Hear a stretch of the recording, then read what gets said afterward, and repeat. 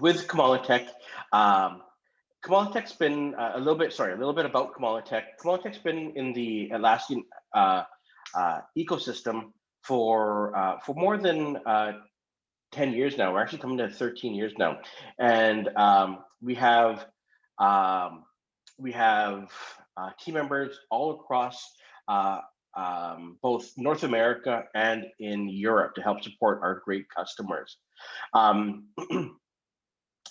Comala Document Management um, is really the wrong way is more to help. It was developed really to help add process and control to your Confluence content. Now we all know how great Confluence is at collaborating your content, but really what Comala Document Management does is allows for the ability to go in and add process and control by means of review and approvals. And we'll see a lot of that in today's demo, in our live demo. Now with over 5,000 customers worldwide using Comala Document Management and over 10 million users, we've really seen a lot of Comala Document Management growth in a lot of different areas and use cases. A lot of those use cases were built in server, data center, and now with cloud as well.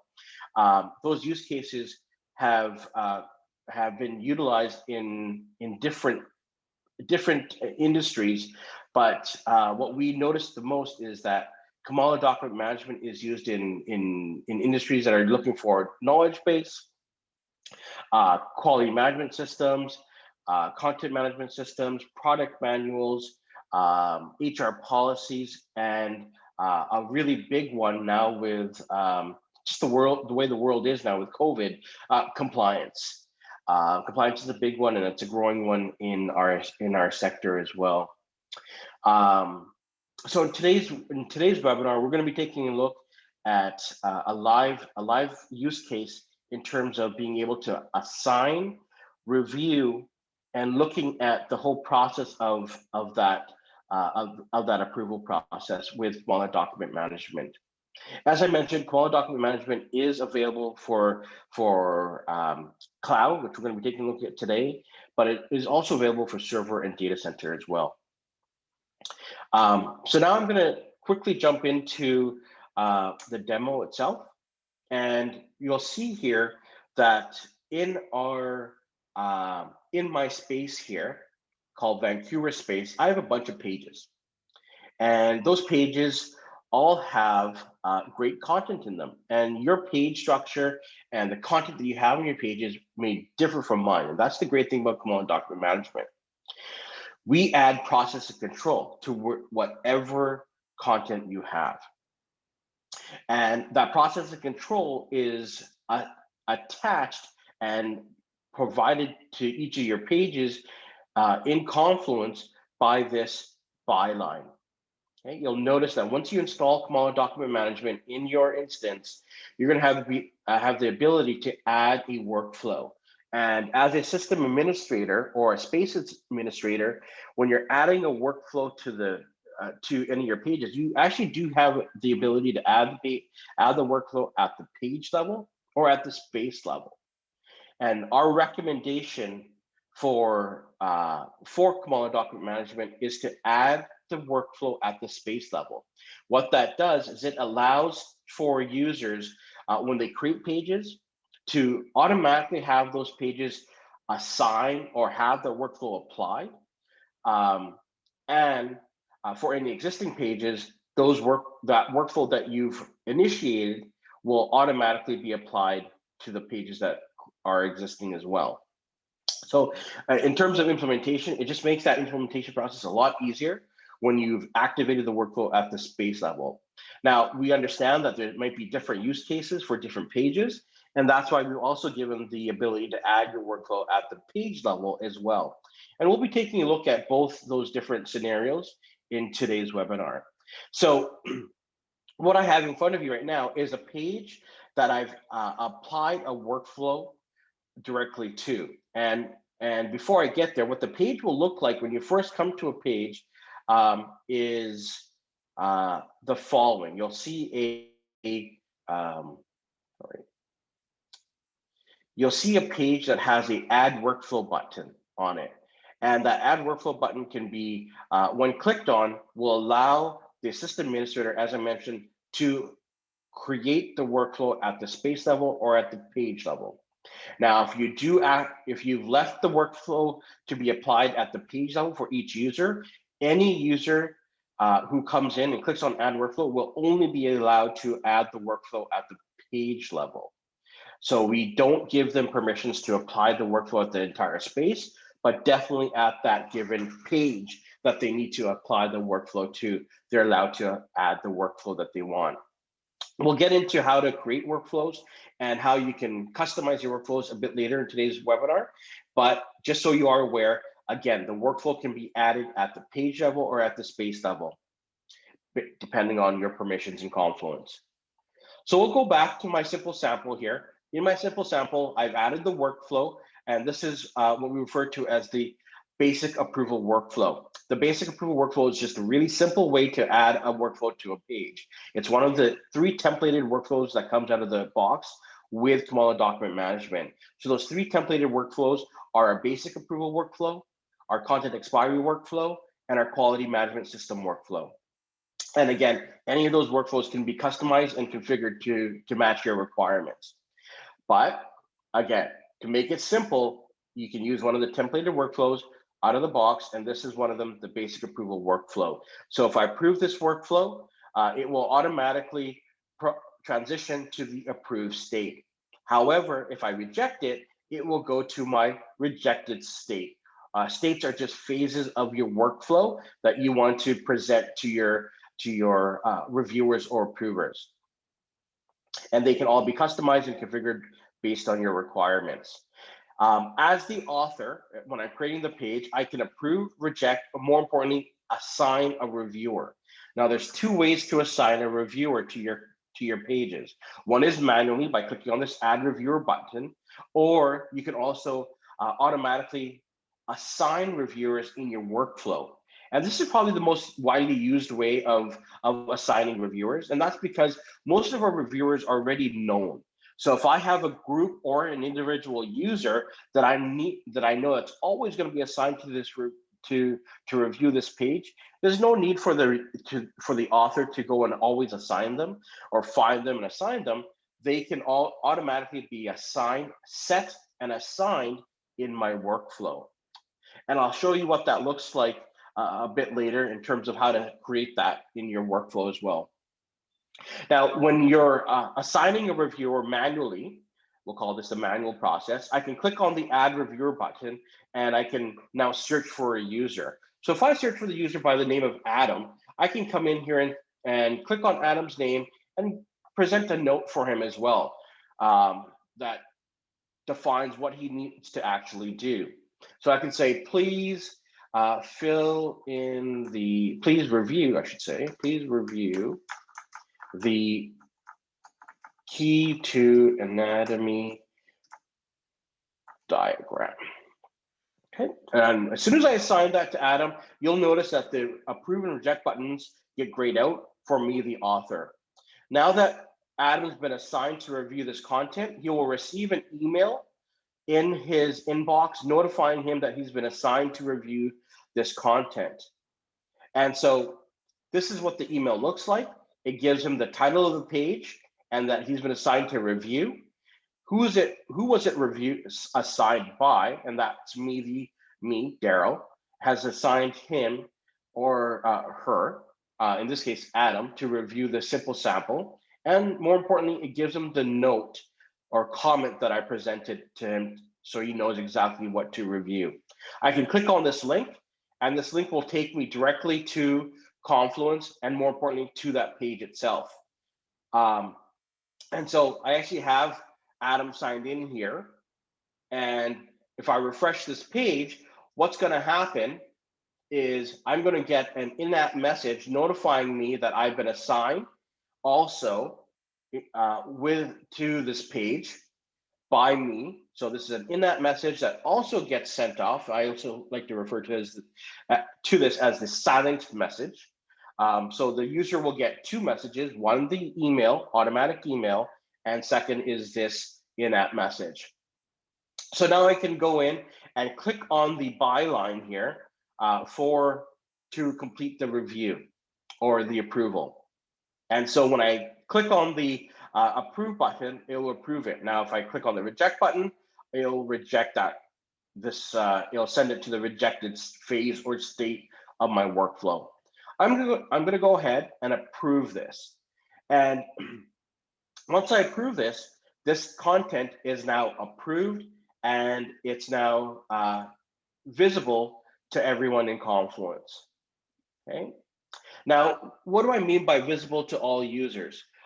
For those that are aware that we do have both a server and data center app as well, one of our key features is the ability to present this data in a draft and published view.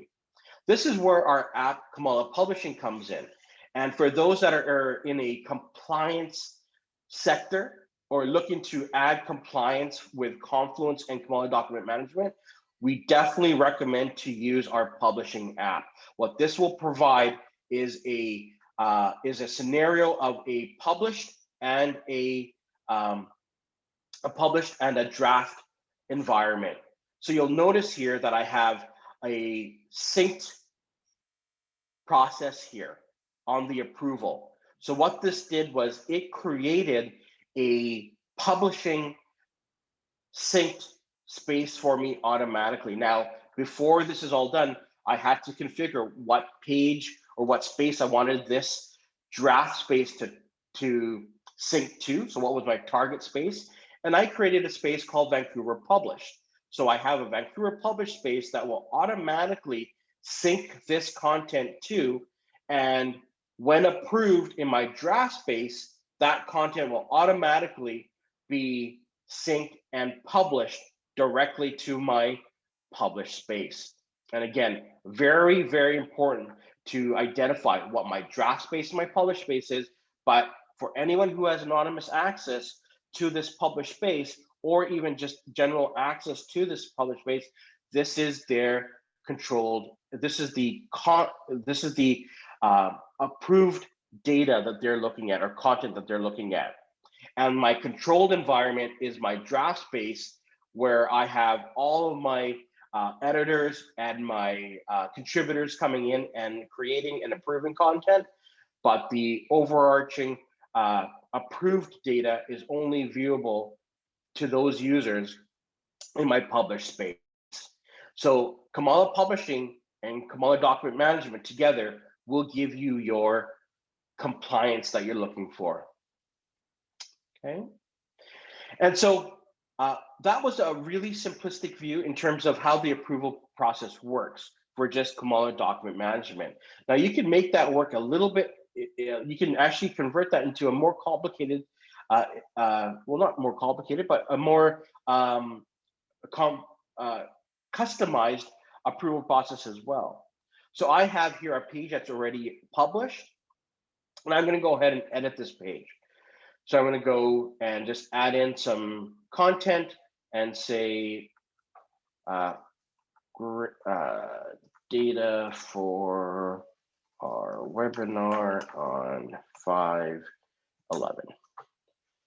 I'll publish this content. As soon as I publish this or update this published content, you'll notice that the byline transitions back to our draft state.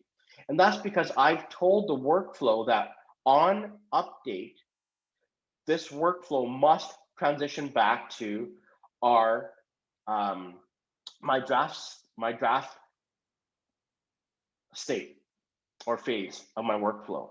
And you'll notice that in this particular approval, there's a few other elements that gets brought up.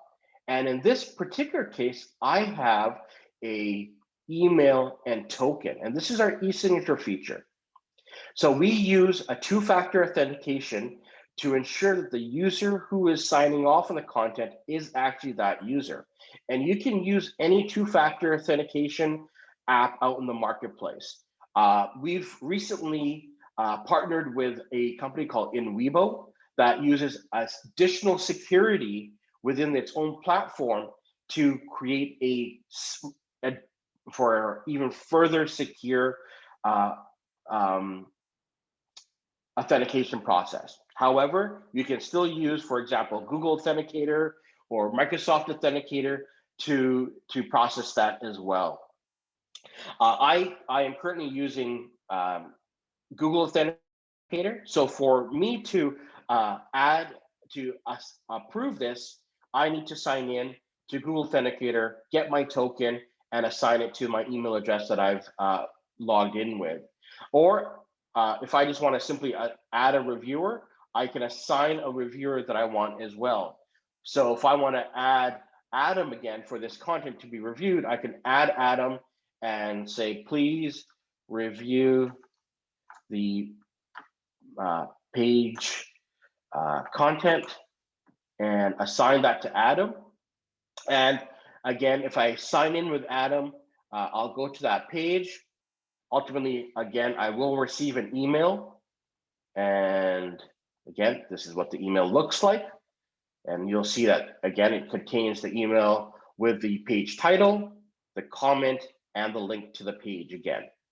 So similar to what we saw earlier, more importantly, when I come into this page, I do need to sign off with the email and token that I have connected with Google Authenticator. So for this profile, the user's email address is as such. Ultimately, that will be your user's corporate email address. And the token is the token that's signed in with in Google Authenticator. For me, that is. Could be any authentication app in the marketplace. But as soon as I assign that or assign the token and the email address, I can hit in approval and it'll send it to in approval. And the in approval state is my final state. So this is what I refer to as my editor-in-chief. So the editor-in-chief gets automatically assigned because they're the ones that has to give the final approval. And so once the editor-in-chief is assigned, they would receive their email notification and that user would have to sign off for the final approval. And so if I do a quick refresh here, the user that's assigned is me, my Daryl approval, my Daryl user. And so now I can go off and sign in as my Daryl user, give that final approval for this user. Just wait for the token to refresh and 765. Oh, that's the wrong one. Sorry, wrong user. 069345, and I can leave a comment as well. Everything looks great, and I can make that final approval. And so once that final approval is given, you'll notice that the page is in published now. And so that is how you can approve content with our e-signature feature by assigning reviewers and having those reviewers give their approval. Each of that approval step that we went through, it creates what we refer to as page activity. That page activity itself is all retained within our activity report. Very important, again, for displaying this content and more importantly, showing that Daryl signed and approved the content on this specific date at this specific time. And this can be printed and given to your auditors for auditing purposes as well. And you'll notice that all the comments are there for every version of this page, of this particular content. Okay. Not only do we provide page activity, but let's say I want to see this page or the page itself, all pages in my particular space. So I can look at my workflow report, which gives me a list of all pages in my space and what current status they're in. Any pages that are published, you can also add a content expiry to as well. And those pages that are published that have a content expiry, for example, my engineer change order, you'll notice expires on March 14th, 2022. And so on that date, what's going to happen, if I take a look at that page, we'll see when we open up the workflow UI that we actually have a expiry date situated on here. And it states that it expires in 10 months. Now, on this particular use case, what's going to happen is that this workflow will automatically transition to my needs review state or phase automatically on the expiry of this page. And this is great to make sure that your pages have that validity point. And when it expires, it needs to, well, inform people. And what it will do is on expiry, it will send an email to the author or the page owner, basically anyone you want it to go to, and inform them that the page needs to be re-reviewed. And once that page owner receives the email, they can then submit this for re-review again and go through the review process. And then once it's reviewed, it will have a new standing expiry date for whatever time period you've set for your expiry. Okay. So we've just gone through a lot of information. And just to recap, we can add one of the workflows that come out of the box, the simple approval workflow, the content expiry workflow, or the QMS workflow. If any of those don't work for you, you can also create your own custom workflow. And those workflows can all be designed and applied by users by using our workflow builder. Okay. Now, when we get into the workflow builder, you need to have space administration rights or global administration rights in Confluence. You would go to space settings, and in space settings, you would go to content tools, go to document management, and in document management, you have the 3 out-of-the-box workflows that I talked to you about: the basic approval workflow, the content expiry workflow, and the QMS workflow. When you want to edit any of the workflows or configure any of the workflows, you would activate one of the workflows by simply clicking on it and clicking on apply. Now that I have the workflow activated, I can click on the drop-down arrow key and click on the workflow builder. When the workflow builder opens up, what we have in front of us in the middle screen is our navigation area. Our working area is on the left pane, and our navigation area is on the center pane. And by navigation, I mean if I want to click or I want to modify my draft state, I can modify the draft state by simply clicking on the draft name and going to my left pane and start modifying either the name, or I can add a due date for here as well. So your due date can be applied to any state or phase of your workflow. It doesn't necessarily have to be just on your published one. And this is great for just informing users that, hey, your assigned page that you've been, or the state that you've been assigned to has expired, and we've had to progress or transition this to the next state because you've been given 2 weeks to do so and you haven't approved it. We've automatically transitioned that over to the in approval on expiry. Now, when you can also add a new state if you want. I can add parameters if I want. More importantly, when I'm working with a state or phase of my workflow, I want to modify the approvals and the transitions. Okay. Now, approvals can be easily modified for this particular workflow by clicking on the approval, and then there's already an existing approval on here. Let's let's say, for example, I don't need an approval for my draft state. What I want to do is I want to let the author submit for approval when they're ready. Perhaps they might not be ready because they haven't filled in all their page details. And so I'm going to give them the time to submit this for approval when they're ready to do so. So what I'm going to do is I'm going to actually delete this approval completely out. And what I want to do now is modify this particular state into a selection. So it's a submission of that state to my in approval state. So I'm going to remove the approvals that were there, and I'm going to modify these transitions. So I have updated, I have expired, and I have select. I don't see an approval here because I don't have an approval set for this particular draft state. But I want the author to select the in approval state when they're ready to assign the approvers.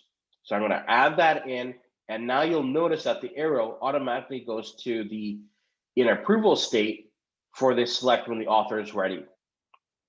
So now they'll submit it or select the in approval state. Now we can start working with the in approval work state or phase.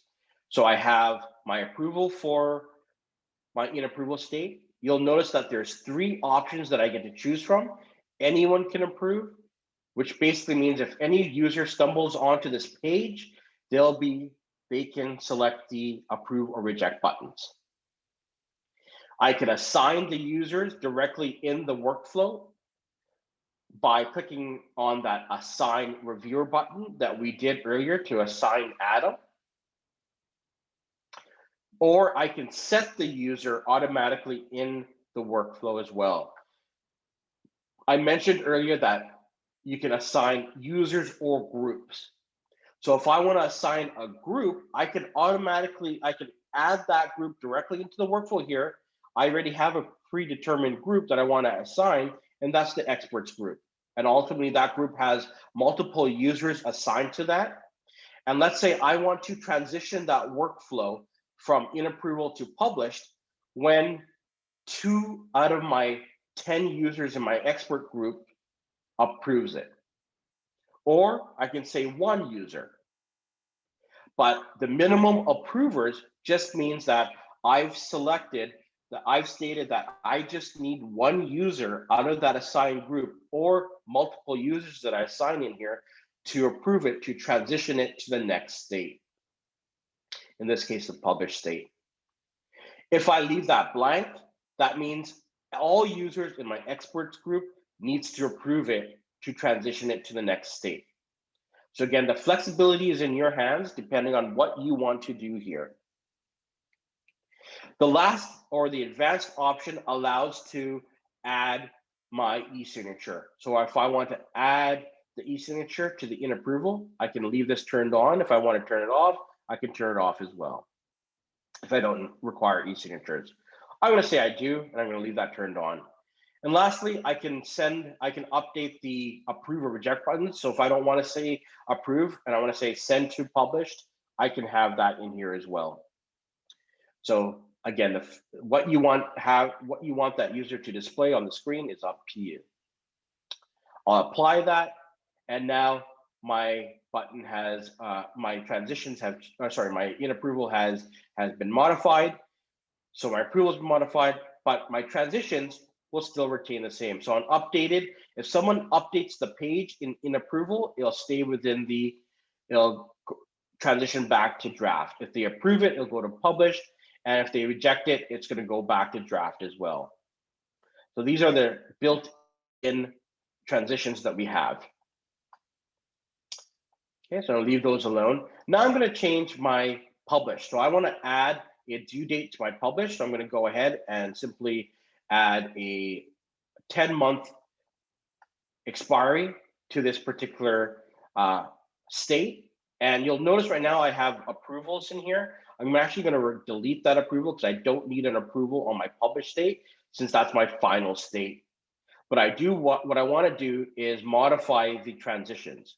So I'm going to say, well, it's going to go to the obsolete state on expiry because that's what I want it to do. And or if someone updates the content on the page, I want it to go back to the draft state. And you'll notice when I modify those transitions, the arrows are all going to change a little bit. And so now, if I want to change the obsolete state name, rather than obsolete, I'm going to say needs review. I can modify that, and now I've modified this workflow completely based on my requirements. If I try to save this templated workflow, I will get an error, and that's because I already have a workflow name that exists, the template name itself.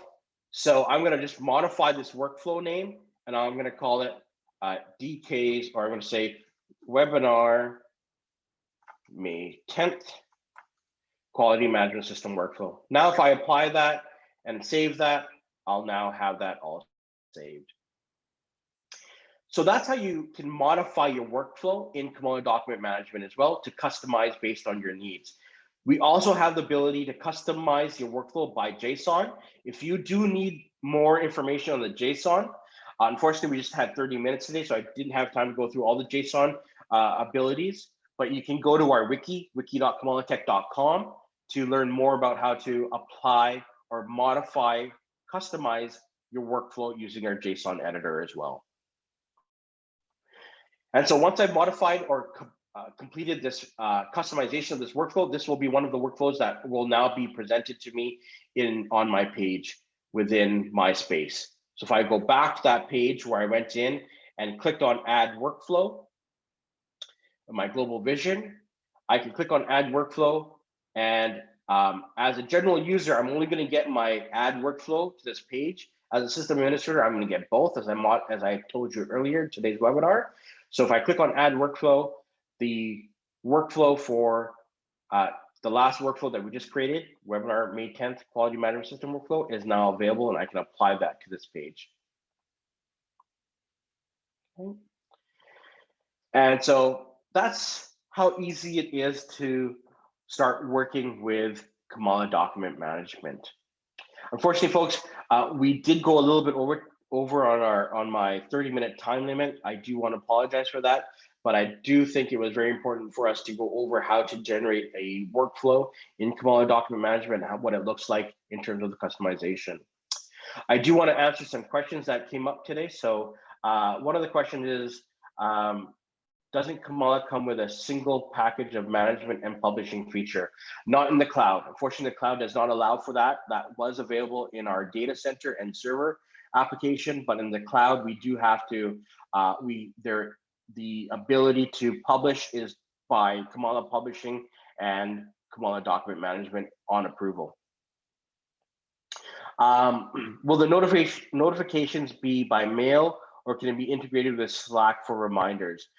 Currently, we are working with Slack to bring you the Slack integration, and that should be released in the next month or so. So that should be available for integration with Slack as well, which is really nice. But for now, it is through email and silent notification that I showed you earlier today. Folks, you may have more questions or more, even when you start playing with it, you may have more questions come up. Feel free to reach out to me, Daryl@comalatech.com. I'll be happy to answer any questions for you. After today's call, you will have a link to our wiki.comalatech.com with my contact details. So you can reach out to me and feel free to ask me any questions. I did want to talk about one thing today in terms of just migration. I know many of you are currently in a state where you need to think about taking your server information or page content and migrating it over to cloud. At this time, we are working with Confluence to have that migration in place. Now, the migration is limited, and that's because we use completely different technology in the cloud versus our server and data center environments. In server and data center, we use Comala Document Management with our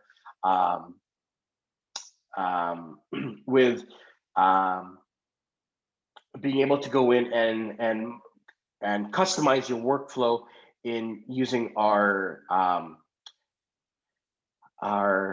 proprietary workflow designer. Now, in the cloud, we use JSON. So that data that is in server can't be migrated over. So your workflows that you've created in server will need to be recreated in the cloud. And so you can just take your server and look at them side by side and recreate them in the cloud manually. And that's simply because we use a JSON builder in the cloud, and we have our markup editor in server. When it comes to the page history or the workflow history or page activity, that information will be migrated over. We're still working with Confluence on that, or sorry, with Atlassian on that. But at the very least, right now, you will be able to move over your current statuses.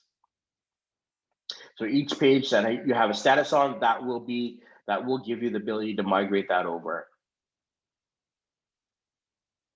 So just to summarize, right now you will have to recreate your workflows manually in the cloud environment with any server workflows that you have.